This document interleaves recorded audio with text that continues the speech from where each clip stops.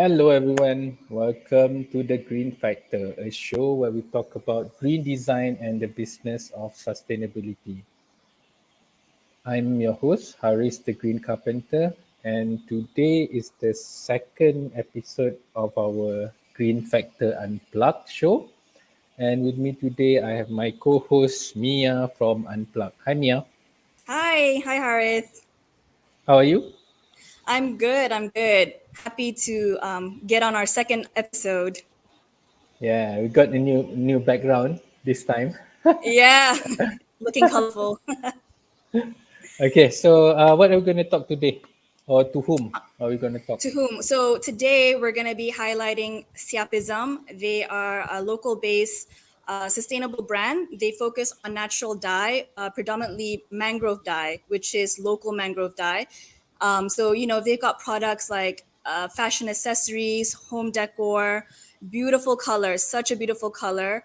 And I first came to discover them about like 2 years ago at another sustainable pop-up retail initiative in GMBB. And I fell in love with the color. It's a bit of like a tan color, khaki color. And just the product is beautiful, but then, I spoke to them and learned about the story behind it and the importance of mangrove preservation here in Malaysia, which is something that I felt was important for us to share today. And I hope we can really dive into that today. So today, All right. I'll just Before we introduce. go into that, can you recap a little bit about your metrics and where do Xiapism comes in as well? Yeah, sure. So Unplugged, for those that don't know, we are an eco-conscious concept shop located in Bangsar, but we're also online. And we're the first to host sustainable-driven brands from Malaysia and around the world. We have about over 50 brands with us now. And what's different is our curation, we base it on 8 eco-metrics. And so each brand is able to really champion that focus point, and it's a way for us to also educate customers about the different ways that and the different steps we can take to go towards a more sustainable approach. And so those eco metrics are eco-friendly materials, eco-friendly packaging, eco-friendly procurement, more on the process, the full process of it, preservation of tradition, social impact. We have fair trade, and the last one would be zero waste innovation. So today with Xiapism, we're really going to dive into the two metrics of eco-friendly materials, working with natural dye, as well as the procurement, because I believe that they implement a sustainable approach also in their design process. All right. So without further ado, let's bring them in. Hi, guys. Hi. Hi. Hi. Well, Thanks for welcome to the having us. show. Welcome to the show. We love your product Thanks. and we love your story. So I think today it's before we continue into the topic of how we can make fashion more sustainable. I would like to know more, or the viewers, for the benefit of you, the viewers or listener, that what are your background, what are your journey, and how the Siapism come into, how do you conceive them?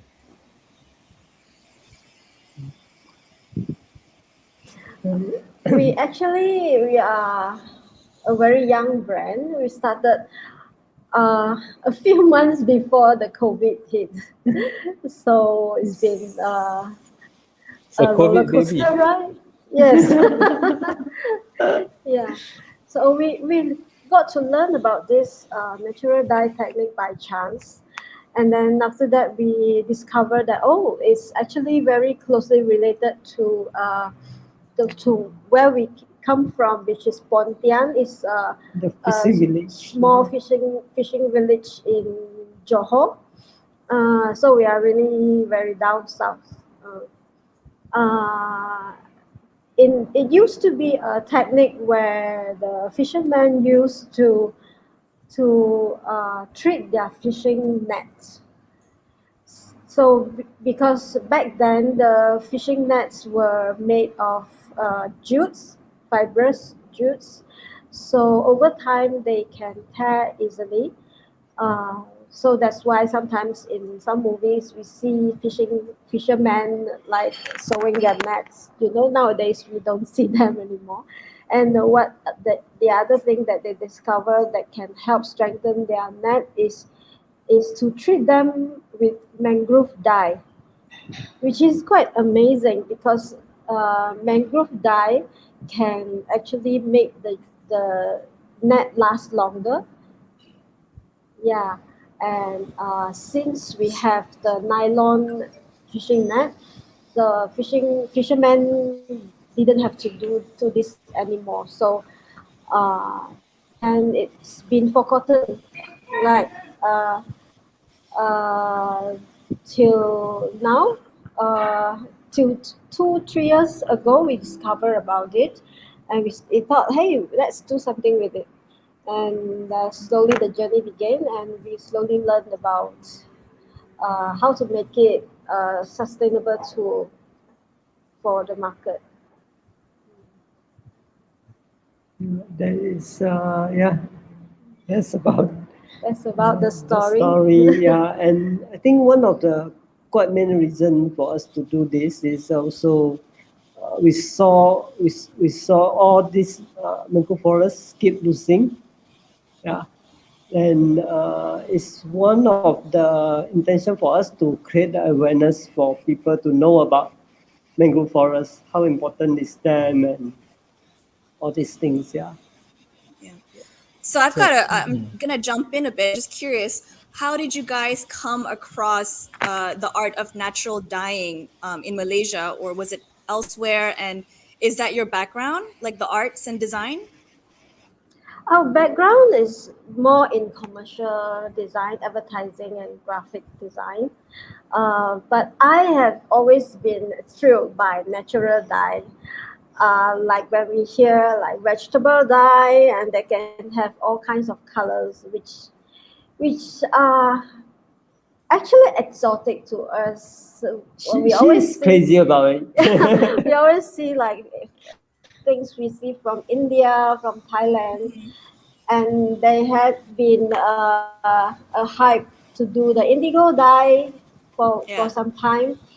Yeah, so but I went to learn to do indigo dye, and then realized that we don't have it in Malaysia. I mean, the plant is not native Malaysia plant, but nowadays people are Try to bringing it find in it. and try to plant it in Malaysia.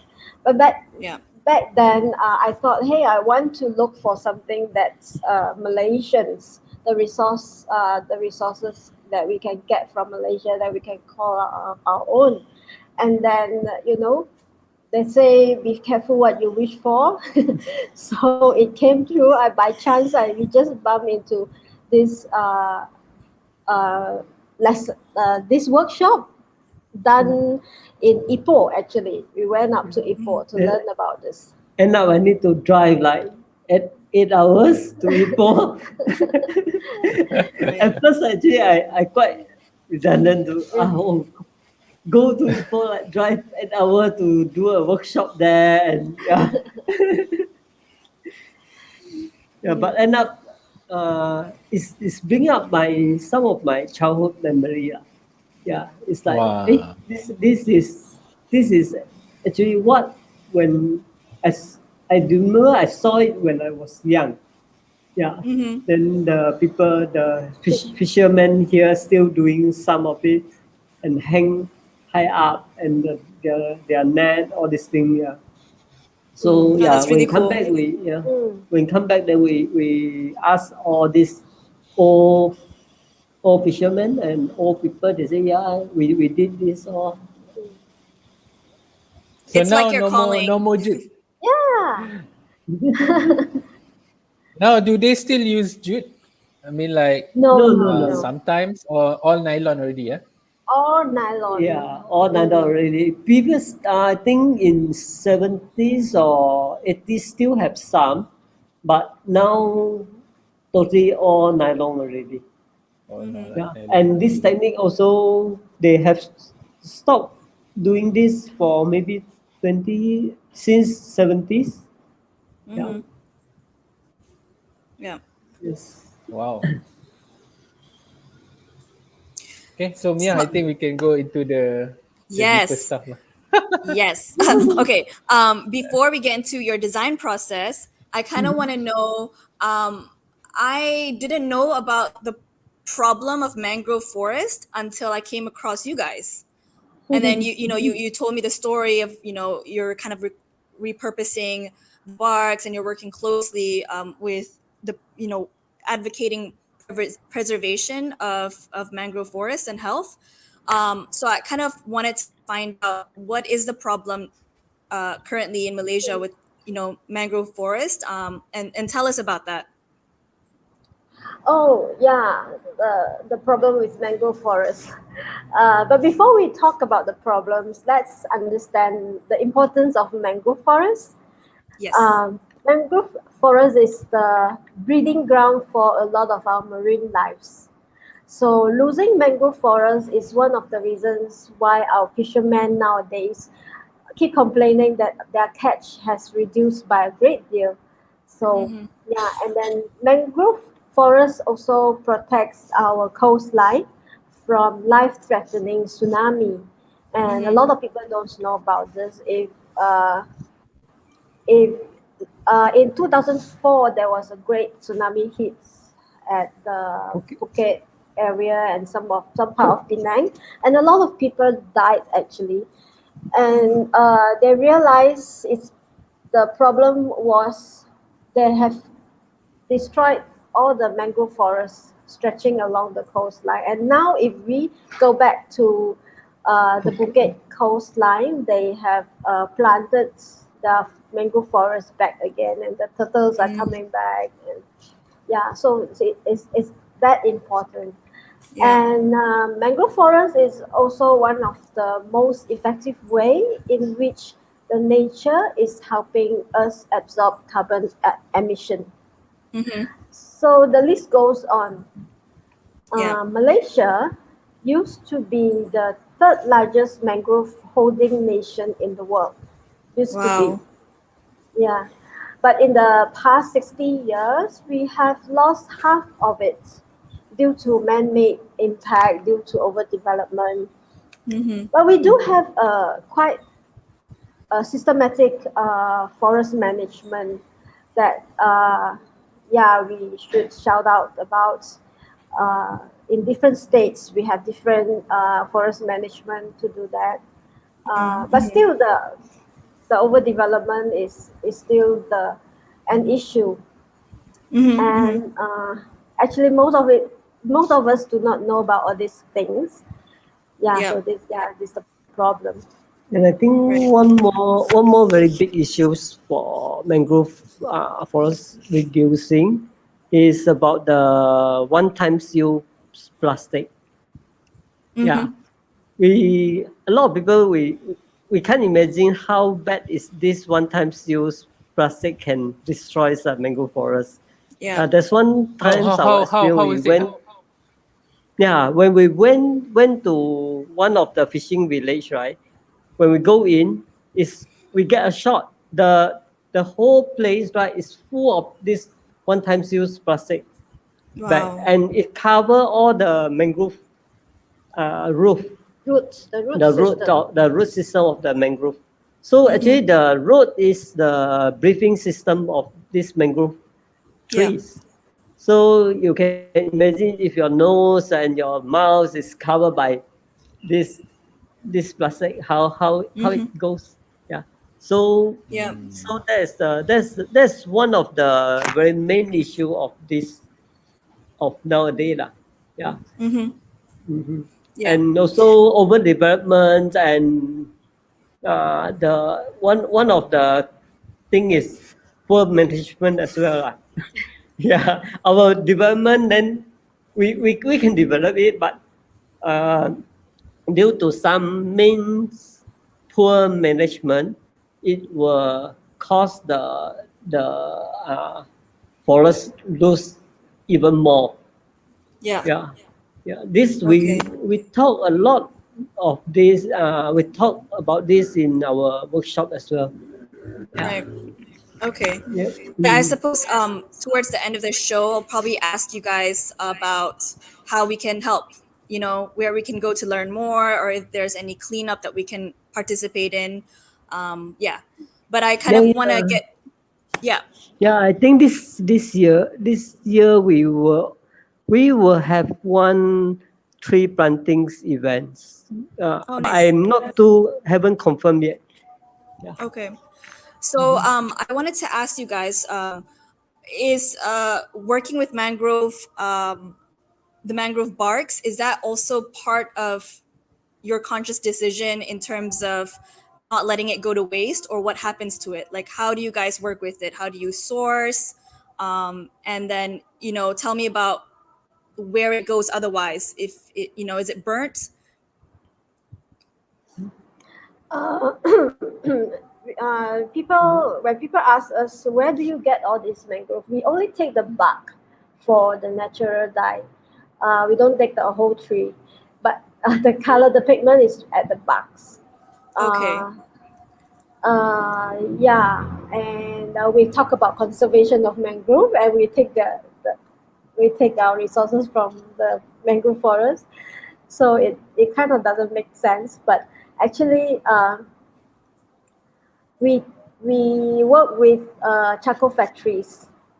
So charcoal factories, they have the license from the authority to chop mangrove forests that are mature enough. So this is how we are controlling the use of mangrove forests. So by around 20 years, the trees are grown enough, and the charcoal factories people can go and chop. And after that, they have to plant the trees back, and the forest management will come and inspect and make sure that those trees are nicely growing. And so this when the charcoal factories get the trees back to their factory, they will discard the bark before they turn the trees into charcoal. So these tree barks, they become their industrial waste, and we go and get the bark from them. Yeah. If we Right. didn't get, they will burn it. Yeah, they either burn it or they throw it away. Mm. Yeah. Okay. And actually, this is part of our forest management as well, so that they can recycle the mangrove forest. And because if we didn't take care of this, some of the part of this nearby area will have flood. Actually, because mangrove forest will keep the marks, and the river, I would The say downstream. the uh, the the entrance of the river will getting smaller, Yeah. so that it will become there will become a lot of flood at the area around. Was that difficult for I you think guys to sort out in terms of like figuring out the sourcing bit of it?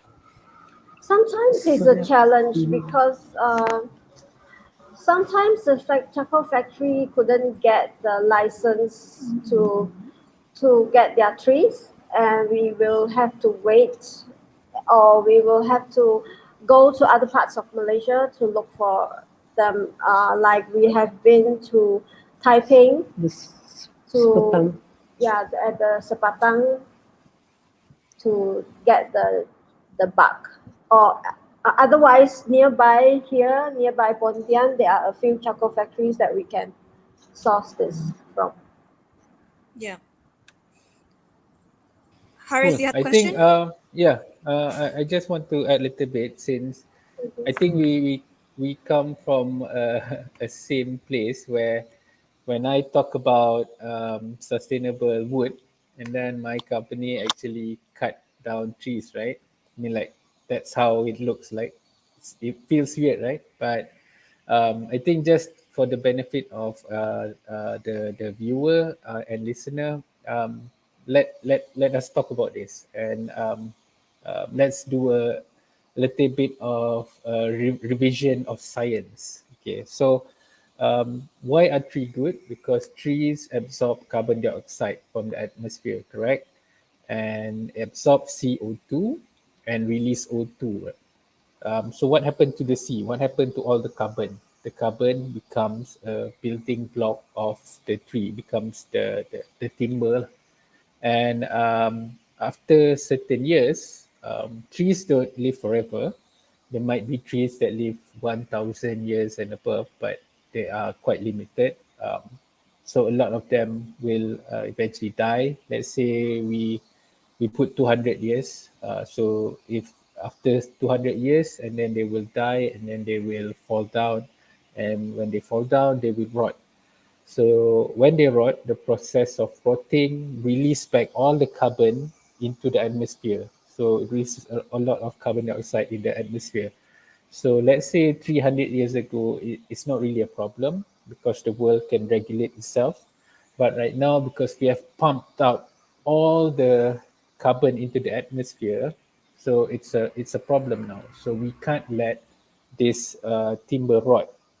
So for as long as the timber is harvested when it's mature, like in you guys' case, where we will take it and make products out of it. So for as long as it's in the product, in the, like for example, chopping board or furniture, for as long as it's in that a metal, then all the carbon will be there. So this is why we need to use a lot of timber, but the way we use it needs to be sustainable, where we have forest management. Like previously you guys have touched on forest management. We have more than 50% of our land is covered in forest, and we have good management to a certain extent. Let's say I use certified timber, so it comes from certified forest, PFC forest. This is a forest that is being taken care of. There's selective cutting, there's replantation and all that. So 30% of Malaysian forest is PFC certified. So we are doing something in terms of doing towards sustainability, and these are some of the things that we need to continue to talk and also share as well. And thank you for you guys to actually do this kind of things, because we need to have more of these local things happening, and you guys source locally, so I admire that and I appreciate that.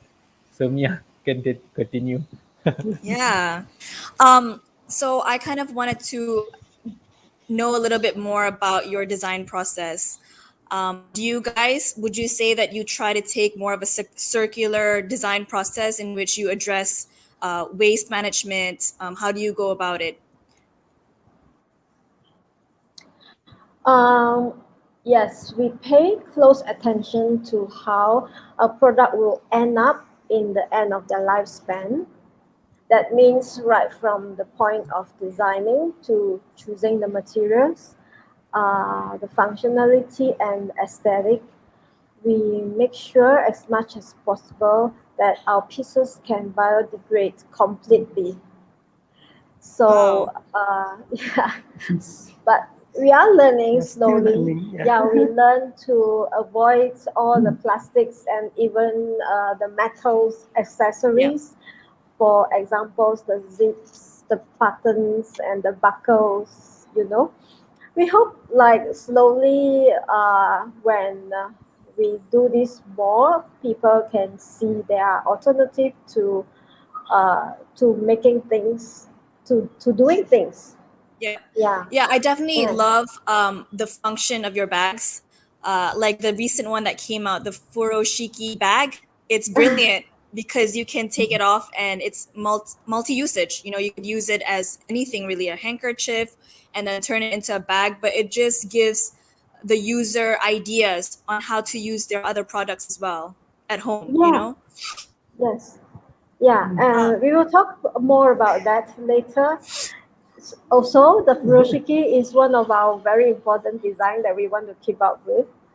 And in terms of being circular, we we only use pure fabric with no mixture of polyester or nylon, because those things are basically plastics too. So, and we use only unbleached fabrics. Firstly, to avoid any more chemical process in our products, and as much as possible. Secondly, is so that more people know there is even such a thing as unbleached fabric. This is what we learned a long way. Actually, after we started Xiapism, honestly, we are actually learning as we go. For example, we didn't know that the original color of fabrics is not white. As I mentioned, we use unbleached fabric. Uh, that's the original state of most of the fabric. It's not originally white as from the start. It's bleached with harsh chemicals and lots of water, because that's what the market prefer. So that's how we are doing it that way. Yeah. And we didn't know that in order to have colorful options in our clothing, we are creating tremendous harm to the environment as well. Again, because harsh chemicals are used in creating those colors. So, uh, actually, now about 200,000 tons of toxins are being released into our environment every year from textile industry. In a more recent study, it says 20% of the global water pollution comes from textile treatment alone. This Yep. is why, yeah, many developed countries, they do not welcome textile industry. Um, but Malaysia is one of the favorite places to set up textile factories, because our regulations are not so tight. And oftentimes in heavy downpour, chemicals waste from these factories are being released into our rivers without being Yeah. noticed. And our drinking water comes from our river, and a lot of these are not known to general publics. So we Yeah. decided, though our little effort certainly can't change the reality, but let's hope that at least we can create some kind of awareness. That is why also we welcome a conversation like this, so Yeah. that we can talk about the topic. And so thanks for having us. Yeah, on that note, like if the fashion industry were to adopt this method of switching over to natural dyeing, do you think it's sustainable in a way that like we're looking at, also it's still taking from natural resources, and then the time process, it's much longer to do natural dyeing, right? What Yes. are your thoughts? What are your thoughts? Because also for you, like, how do you scale up? Yeah, it's actually what you mentioned. Those are really, you can straight away see the challenges involved uh, in the market nowadays. It takes time, and the resources are uh, if we talk about mass production, everything is cheaper and faster. And if you want to do sustainably and circular, uh, time and more costs are involved. And ended up, our products prices uh, cannot be so friendly to the public. Correct. Yeah. Correct. Um, but this is the way things are are going now, because we need a time for transition, for to change from a linear economy to a circular economy. Um, yeah, more awareness and more consciousness need to be developed for Mm. in this area. And I think, do you know we have a slogan? that we sometimes we put we do unmarketable products, buy only what you need. Right. Yeah. So yeah. So a lot of people are seeing that and say, hey, it's like are you doing a business or yeah? But Yeah. actually, in fact, our idea is like you buy less, but you buy better or best Exactly. quality. Yeah. Yeah. Instead of you buy a bag that you use for 1 month or 2 months, why not you buy a bag that can last you for a few years or even Yeah. 10 years?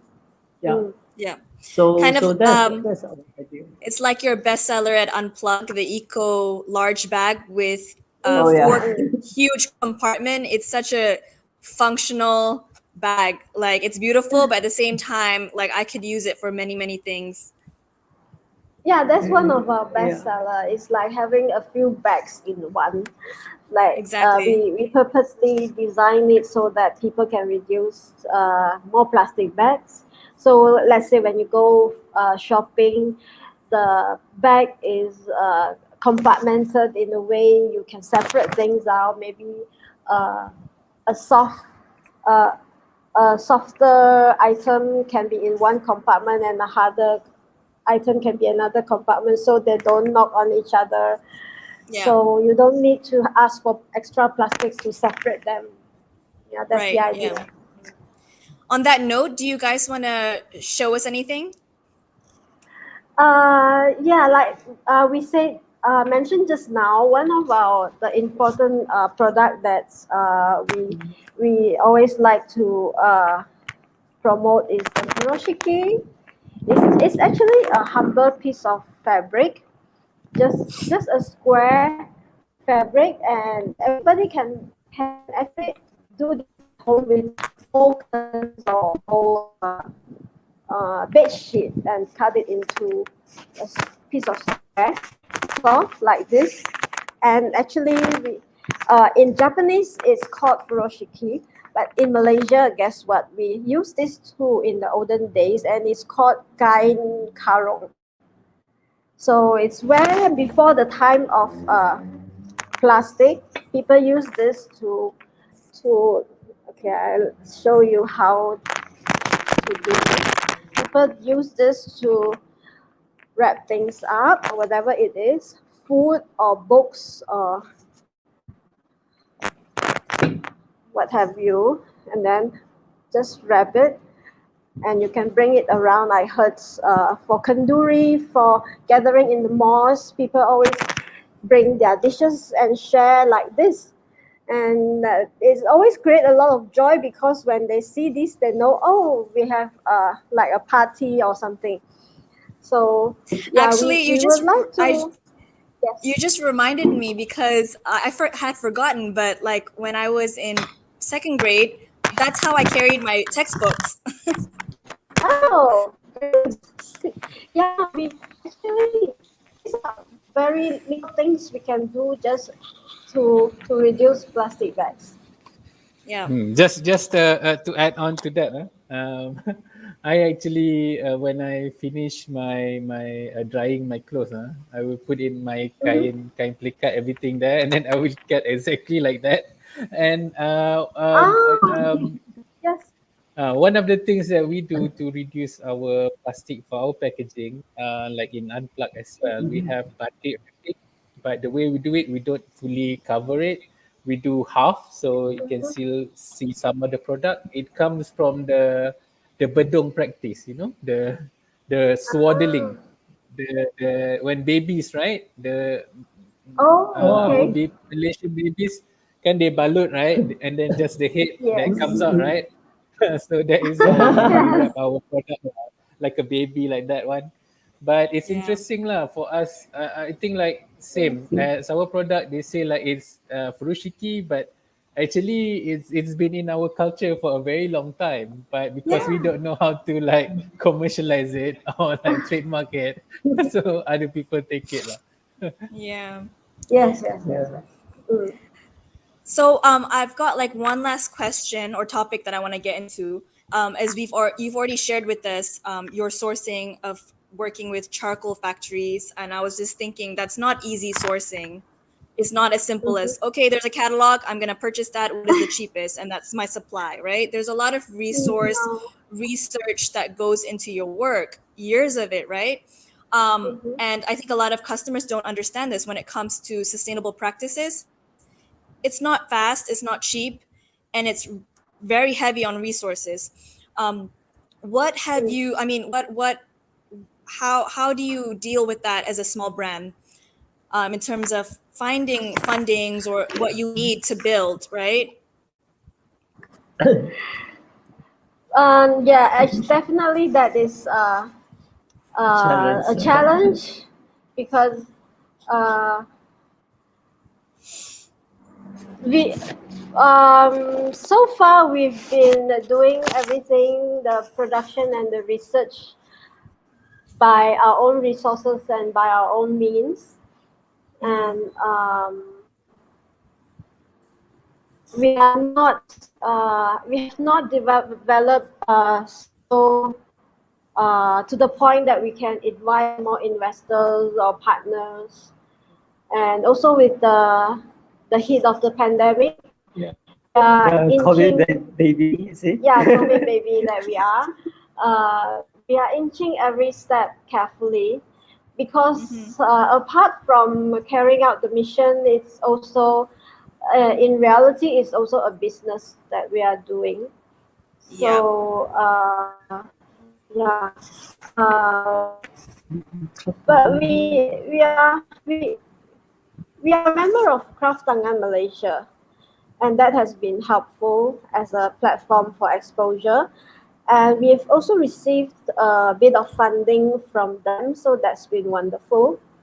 And we hope that after this pandemic, we can grow much more, Yeah. mm, and can build our team bigger. Right now, it's at the stage like we we know the interest is out there, but we lack the ability to produce much more Yeah. to serve the demand. Mhm. And And how important is it for you in the future, or maybe you're already in the process, in terms of working with any verification certification to sort Ah, of show transparency, right? Like, I think that's a huge thing that many brands, young brands that I work with, are struggling with, including myself at Unplug. mm, Not having the resources to be able to really verify our claims. mm. But that's also another challenge.